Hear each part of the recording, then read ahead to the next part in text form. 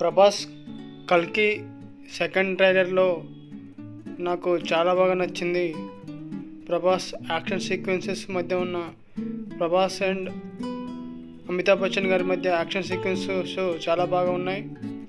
మెయిన్గా సెకండ్ ట్రైలర్లో మనకు విజువల్స్ వండర్స్ చాలా బాగా అనిపించాయి. విజువల్స్ అమితాబ్ బచ్చన్ గారి విజువల్స్ కానీ, కమల్ హాసన్ గారి విజువల్స్ కానీ ఒక వేరే వేరే ప్రపంచం 3 ప్రపంచాలు చూపించారు.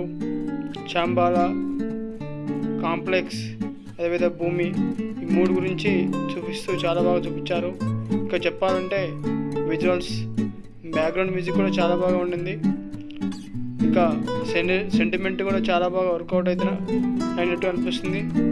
మెయిన్గా అమితాబ్ బచ్చన్ గారిని హైలైట్ చేస్తూ మనకు ప్రభాస్ గారి ఫైట్స్, డైలాగ్స్ చాలా బాగా ఉన్నాయి ఈ ట్రైలర్లో.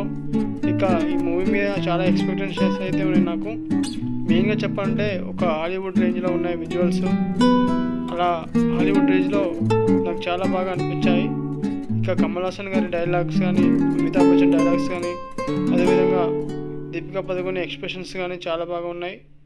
ఇంకా మన ప్రభాస్ గురించి చెప్పాలంటే క్లైమాక్స్లో వచ్చే ఆ డైలాగ్, ట్రైలర్ క్లైమాక్స్లో వచ్చే డైలాగ్, ఈసారి చాలా ప్రిపేర్ అయ్యి వచ్చాను అని చెప్పే డైలాగ్ చాలా బాగా నచ్చింది.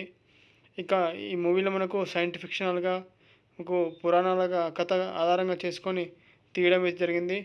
అన్ని విధాలుగా పురాణాలు, టెక్నాలజీ, సైన్స్ ఫిక్షనల్, అదేవిధంగా గ్రాఫిక్స్ చాలా బాగా ఉన్నాయని చెప్పొచ్చు ఈ ట్రైలర్లో. సో ఈ ట్రైలర్ అయితే నాకు నచ్చింది. Thank you for the watching. ఈ వీడియో మీకు నచ్చినట్లయితే లైక్ చేయండి, సబ్స్క్రైబ్ చేసుకోండి. Thank you.